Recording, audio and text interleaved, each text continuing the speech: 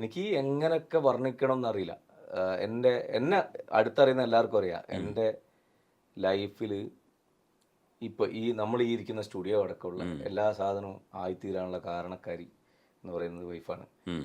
കാരണം എൻ്റെ അടുത്ത് ഞാൻ പെട്ടെന്ന് ദേഷ്യപ്പെടുകയും പെട്ടെന്ന് കരയുകയൊക്കെ ചെയ്യുന്ന ഒരാളാണ്. അപ്പം ഹൈലി ഇമോഷണൽ ആയതുകൊണ്ട് തന്നെ എൻ്റെ അടുത്ത് ജീവിച്ചു പോകണമെങ്കിൽ കുറച്ച് പണിയുണ്ട്. പക്ഷെ അവളതെല്ലാം സഹിച്ച് എന്തൊക്കെ ഉണ്ടോ ഇപ്പം ഒരു കാലത്ത് സോഷ്യൽ മീഡിയ ഒന്നും ഇല്ലാത്ത കാലത്ത് വാർത്തകൾ ഉള്ളതോ ഇല്ലാത്തതൊന്നും ഇപ്പം സോഷ്യൽ മീഡിയ ഉള്ളതുകൊണ്ട് ഇല്ലാത്തതാണെന്ന് മനസ്സിലാക്കാനും നമുക്ക് വഴികളുണ്ട്.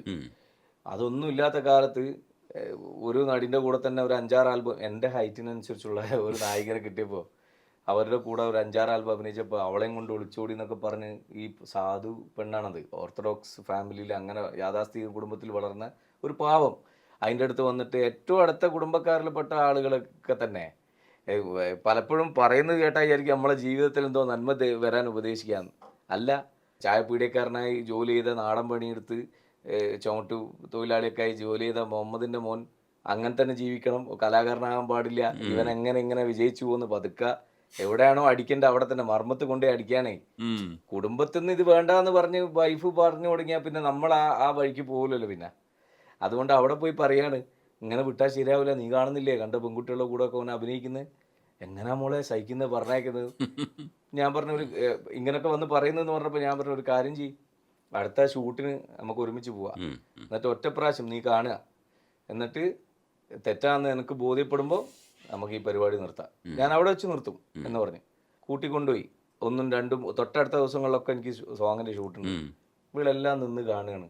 ഈ കൂടെ അഭിനയിക്കുന്ന പെൺകുട്ടിൻ്റെ അച്ഛനമ്മയും ഉണ്ട് അവിടെ. അല്ലെങ്കിൽ സിനിമ പോലെ മാസങ്ങളോളമല്ല, ഒറ്റ ദിവസം കൊണ്ട് തീർക്കണത്. ഇത്രയും വലിയൊരു ക്രൂ തന്നെ നമ്മളെ കൂടെ ഉണ്ട്. Light unit, camera unit, associates, എല്ലാം അസിസ്റ്റൻസ് ഒക്കെ ആയിട്ട്. ഇന്നത്തെ പോലെ 2-3 ആൾ പോയിട്ട് ഒരു തെർമോക്കോളും വെച്ചിട്ട് ആൽബം എടുക്കുന്ന പരിപാടിയൊന്നുമില്ല. എല്ലാവരുടെയും നടുക്ക് പിന്നെ നോക്കി നിൽക്കുന്ന സാധുക്കളായ കുറേ നാട്ടുകാർ ഇവരെ നടുക്കുന്നതാണ് ഈ പ്രണയ രംഗങ്ങളൊക്കെ ഷൂട്ട് ചെയ്യുന്നത്. ആർക്ക് എന്ത് പ്രണയം തോന്നാൻ, ആരോട് തോന്നാൻ. ഒരു ഗൈനക്കോളജിസ്റ്റ് എങ്ങനെയാണോ പിന്നെ കാണാൻ പാടില്ലാത്ത ശരീരഭാഗം അവരെ മുന്നിൽ ധൈര്യത്തോടെ ഒരു രോഗിയായി വന്ന് കാണിക്കുന്ന ഏതൊരു സ്ത്രീ ആയാലും പുരുഷനായാലും അവരെ ശുശ്രൂഷിക്കുന്ന, അതുപോലെയാണ് ഒരു ആർട്ടിസ്റ്റ് എപ്പോഴും അവരുടെ ഭാഗം ചെയ്തുകൊണ്ടിരിക്കുന്നതെന്ന് വിശ്വസിക്കുന്ന ഒരാളാണ്. അപ്പോൾ ഇത് ബോധ്യപ്പെട്ടതോടുകൂടി എൻ്റെ വൈഫ് പറഞ്ഞ, ഇതിലിപ്പോൾ എന്താ കുഴപ്പം, നിങ്ങളെ സൂക്ഷിക്കാൻ നിങ്ങൾക്ക് പറ്റുമെങ്കിൽ തീർച്ചയായിട്ടും. അങ്ങനെ അതിന് ശേഷവും ഒക്കെ ഇതേപോലുള്ള ആരോപണങ്ങളും പലതും വരികയും വൈഫ് എൻ്റെ കൂടെ നിൽക്കുകയും ചെയ്തു. അങ്ങനെ വൈഫ് പ്രസവത്തിന് കൂട്ടിക്കൊണ്ടുപോകുന്ന ഒരു സമയം, അത് ഈ പറഞ്ഞ ആൽബം ഷൂട്ട് കാണാൻ വന്ന സമയമൊന്നുമല്ല, അതൊക്കെ അതിന് ശേഷം കേട്ടോ. മോനൊക്കെ അതിന് ശേഷമാണ് ഈ ആരോപണവും സാധനമൊക്കെ വരുന്നത്, ആൽബങ്ങളെ വരുന്നത്. ഫസ്റ്റ് കിനാവിന് ശേഷം, കിനാവ് തകർച്ചയാണ്. ഞാനും എൻ്റെ എല്ലാ കിനാവുകളും ചേർത്തൊരു കിനാവ് എന്ന് പറഞ്ഞ, പിന്നെ ഞാൻ ഓടിച്ച ഓട്ടോറിക്ഷ NK സിദ്ദീഖിൻ്റെ ഓട്ടോറിക്ഷൻ്റെ പേര് തന്നെ കിനാവെന്നാണ്. അങ്ങനെ വർക്കിന് കിനാവെന്ന് പേരിട്ടു. ഇതെങ്ങനെ മാർക്കറ്റ് ചെയ്യണമെന്ന് അറിഞ്ഞൂടാ. സ്വന്തമായിട്ട് എല്ലായിടത്തും പോയി ബൈക്ക് വാടകയ്ക്ക് എടുത്തിട്ട് കൊണ്ടുപോയി. വാടകയ്ക്ക് എടുത്ത ബൈക്ക് ആക്സിഡൻ്റ് ആയി, കൂനുമ കുരു എന്ന് പറഞ്ഞ പോലെ ഞാൻ മൊത്തം സൈഡായി പണ്ടടങ്ങി. ഇനി നിനക്ക് ഈ പണി പറ്റൂല എന്നൊക്കെ പലരും പറഞ്ഞ് പരിഹസിക്കാൻ തുടങ്ങി. പക്ഷെ എൻ്റെ മനസ്സ് അന്നും ഇന്നും ഞാനിതിനെ ഇറങ്ങി തിരിച്ചിട്ടുണ്ടോ, എനിക്ക് വേറൊന്നും തെളിയിക്കാനൊന്നുമില്ല. നമ്മളതായ മനസ്സിനകത്ത് ഉണ്ടായ, നമ്മളെ ജീവിതത്തിലുണ്ടായ അനുഭവങ്ങളും മനസ്സിനകത്ത് നമ്മൾ സൂക്ഷിച്ചു വെച്ച മറ്റുള്ളവരുടെ അനുഭവം എല്ലാം കൂടി കൂട്ടിച്ചേർത്ത് കുറച്ച് പാട്ടുകൾ പ്രസൻറ്റ് ചെയ്യണം, ഇത്രേ ആഗ്രഹമുള്ളൂ. ആ ചെറിയ ആഗ്രഹത്തെ ഞാൻ ഡെവലപ്പ് ചെയ്ത് എല്ലാ പുച്ഛങ്ങളും മറ്റ് പിന്നെ അവഹേളനങ്ങളൊക്കെ സഹിച്ച് ഞാൻ മുന്നോട്ട് പോയി.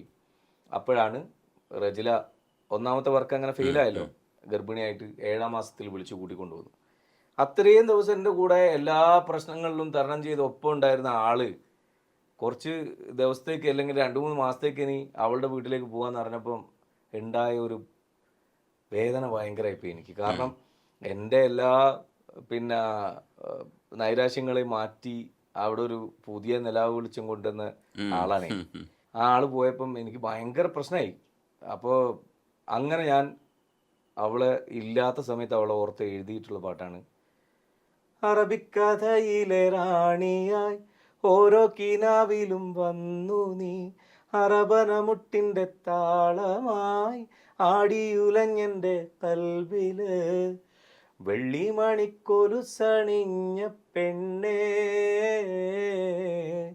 വെണ്ണിലവും മോഹിക്കും നിന്നെ, നിന്നെ എൻ പ്രേയസിയാക്കുവാൻ മഹറുമായി ചാരത്തു വന്ന നാൾ, അഴകേറും മംഗല്യ പന്തലിൽ മിന്നിത്തിളങ്ങി നീ നിന്ന നാൾ, ഇമ്പപ്പൂവെൻ്റെ സഖിയായി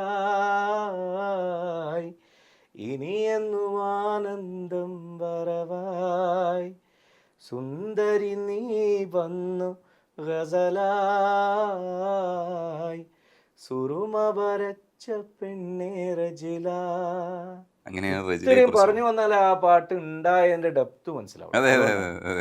എന്നിട്ട് അതിന് ശേഷം 5ാം വാർഷികത്തിന് 10ാം വാർഷികത്തിന് ഒരു പാട്ട് ഉണ്ടാക്കി ഞാൻ, എൻ്റെ ബീവി സുന്ദരിയ എന്ന് പറഞ്ഞിട്ട്. അതുവരെയുള്ള 10 വർഷത്തെ ദാമ്പത്യ അനുഭവം വെച്ച് 15ാം വർഷത്തിലൊരു പാട്ടുണ്ടാക്കി, ഇഷ്കാണ് നിന്നോടെന്ന് പറഞ്ഞ. ലോകം തന്നെ വെറുത്താലും ആരും എന്നെ എതിർത്താലും, കോലം പാടെ മുഷിഞ്ഞാലും കാലം മുന്നേ പൊലിഞ്ഞാലും, പെണ്ണാളെ അതിൽ നോവില്ല, നിന്നാണേ ഇതു കളവല്ല, പൊള്ളും കനലുകളിൽ ഞാനേറെ നടന്നേ പോയി, ഉള്ളം മുറിവുകളിൽ പല വർണ്ണം തന്നേ പോയി, എന്നാൽ നിന്റെ മുഖത്തെ ചിരിമായുമ്പോൾ താങ്ങാനാവില്ല, പൊന്നേ നീ എന്നോടു പിണങ്ങുന്നേരം ഹൃദയം കേൾക്കില്ല, ഇഷ്കാണ് നിന്നോട് ഇതളാർന്ന കണ്ണോട്. അതായത് എനിക്ക് ലോകത്തിന് ഇനിയിപ്പോൾ ലോകം മുഴുവൻ എന്നെ എതിർത്ത് നിന്നാലും എന്തൊക്കെ പ്രശ്നങ്ങൾ വന്നാലും ഞാൻ ഈറ്റാലൊക്കെ ഒരുപാട് കണ്ടുപോയ ആളാണ്. പക്ഷെ നിന്റെ മുഖത്ത് ചിരിയില്ലാണ്ട് ഞാൻ ഇവിടുന്ന് ഇറങ്ങിപ്പോകും. അത് ഞാനല്ല, ഒരുപാട് ഭർത്താക്കന്മാർ ഭാര്യമാരെ സ്നേഹിക്കുന്നവരുണ്ടെങ്കിൽ നിങ്ങൾ ആ അനുഭവത്തിലുണ്ടാകുന്ന 100% എനിക്ക് ഉറപ്പുണ്ട്. ആത്മാർത്ഥ സ്നേഹം ഉണ്ടെങ്കിൽ എനിക്ക് ഇവിടുന്ന് ഇറങ്ങിപ്പോകുമ്പം ഞങ്ങൾ എന്തെങ്കിലും ഒരു സൗന്ദര്യപ്പണക്കം ഉണ്ടെങ്കിൽ ഷൂട്ടിംഗ് സെറ്റിൽ പോയാലും ശരി, ഇനി ഉത്സവപ്പറമ്പിൽ പോയാലും ശരി, എത്ര സന്തോഷമുള്ളിടത്ത് പോയി നിന്നാലും ശരി, ഏറ്റവും പ്രിയപ്പെട്ട ആൾക്കാരെ കാണാൻ സാധിച്ചാലും ശരി, സന്തോഷം വരില്ല. കാരണം ഇവളെ വിളിച്ച് രണ്ടാമത് എന്നോട് ചിരിക്കണം അല്ലെങ്കിൽ സംസാരിക്കണം. അതല്ലാതെ അതങ്ങനെയാണ്.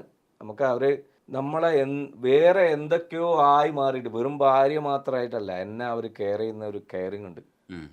അതിവിടെ എൻ്റെ ഏറ്റവും അടുത്തറിയുന്നവർക്ക് നന്നായിട്ട് അറിയാം. നമ്മൾ പ്രണയത്തിൽ നിന്ന് ചെറിയൊരു ടെസ്റ്റിൽ ഭക്തിയിലേക്ക് പോവാം.